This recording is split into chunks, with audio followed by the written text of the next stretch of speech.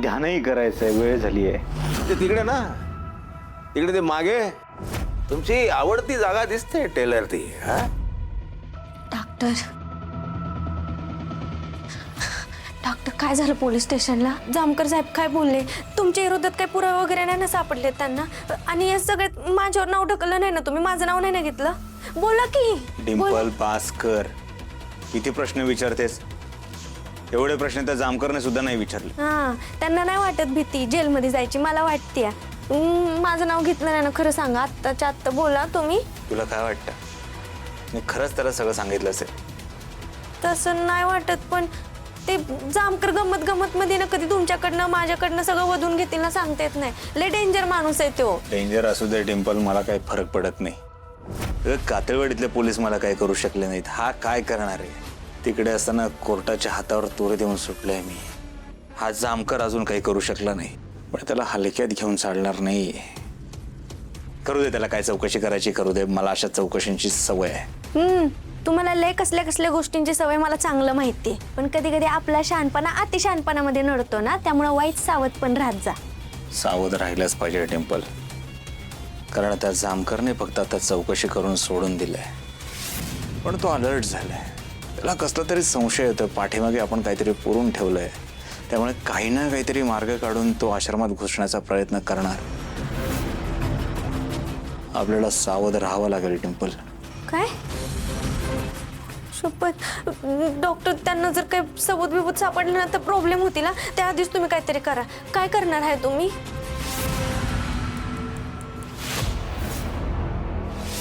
त्या जामकरचे पंख छाटून टाकीन. असाही खूप फडफड करायला लागलाय तो.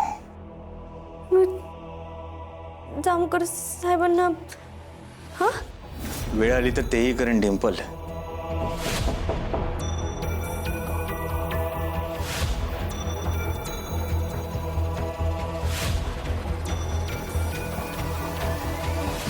बाबा, बाहेर आमदार मॅडम आलेत.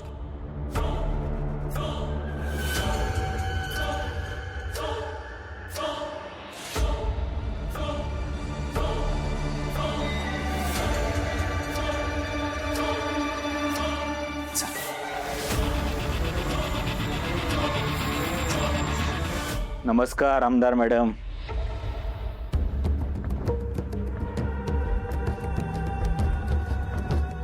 आहे, लक्षात आहे माझ्या. विसरलो नाहीये मी. बोला, काय घेणार? चहा, कॉफी, ज्यूस? नो थँक्स, काही नकोय मला. हा सगळा काय प्रकार आहे?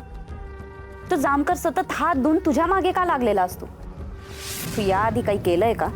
हो, लोकांची सेवा केली आहे. जामकरला ते आवडत नाही.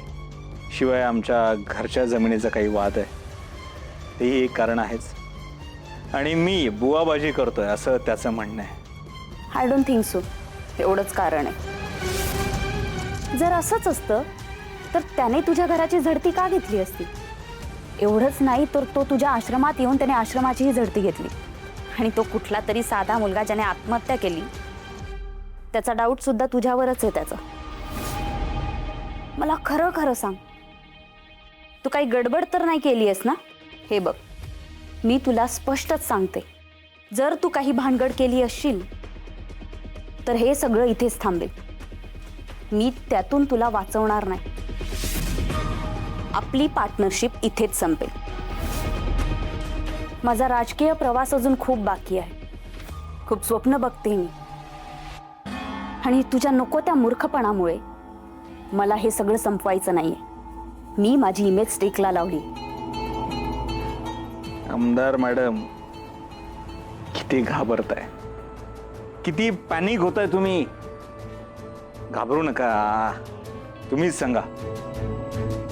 तुम्ही सगळं करू शकता हो. महत्वाकांक्षी पाहिजे माणसांना. घाबरून चालणार नाही. आणि तसंही राजकारण म्हणजे बेभरवशाचा खेळ, माहिती आहे मला. या क्षणात आहे, दुसऱ्या क्षणात काहीच नाही. घाबरून कसं चालेल सांगा. Don't be mistaken. घाबरत नाहीये मी. तुला स्पष्ट कल्पना देते. मी तुझ्या मदतीला आहे म्हणून तू कुठलाही कांड करायला मोकळा आहेस असं नाहीये. कांड? आमदार मॅडम, तुमच्या तोंडी हा शब्द खरं तर नाही शोभत. आणि कांड वगैरे मी काही केलेलेच नाही आहेत. चला मी स्पष्ट सांगतो, तुम्हाला स्पष्ट पाहिजे स्पष्ट बोलतो, स्पष्ट वागतो, जसा आहे तसा सांगतो. जामकर साहेब कसे आहेत हे तुम्ही गावकऱ्यांना कोणालाही जाऊन विचारू शकता. म्हणजे गावात कुठलाही उत्सव असेल, कुठलंही कार्य असेल, त्याच्या परमिशनसाठी जरी कोणी गेलं जामकरकडे, जामकर परमिशन देत नाही. का? कारण तो नास्तिक आहे. या उलट मी आस्तिक आहे, सतत देवाच्या सानिध्यात असतो आणि जामकरला हेच आवडत नाही.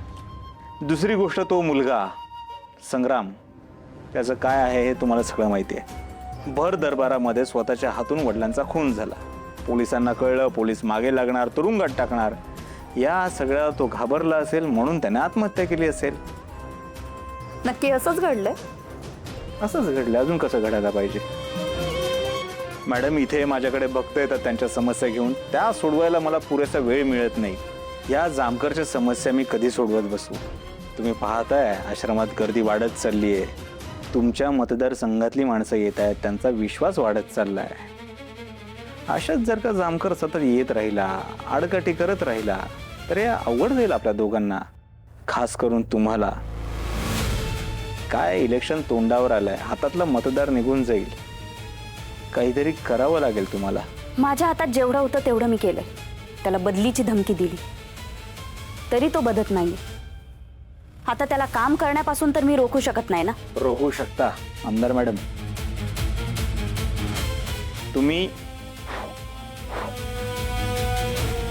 खूप काही करू शकता, फक्त केलं पाहिजे. तुम्ही मनावर घेतलं पाहिजे. Not convince. आणि मी हे सगळं का करायचं? नाही म्हणजे अजूनही मला तुझ्यापासून काहीच फायदा झालेला नाहीये. मुख्यमंत्री तर सोडा, साधी पालकमंत्री सुद्धा झाली नाहीये मी. जर मी ती झाली असते तर कदाचित मी केली असती तुझी मदत. ठीक आहे, तरी बघते मी. माझ्याकडून जेवढं शक्य आहे तेवढं मी करते. पण तरी गोष्टी माझ्या आवाक्या बाहेर केल्या तर मी काहीच करू शकत नाही. येते मी.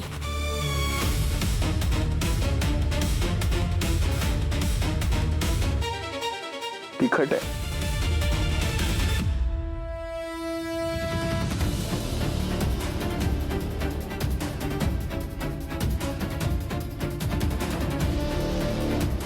हॅलो शेलार काका, या बाबाची जरा कुंडली काढा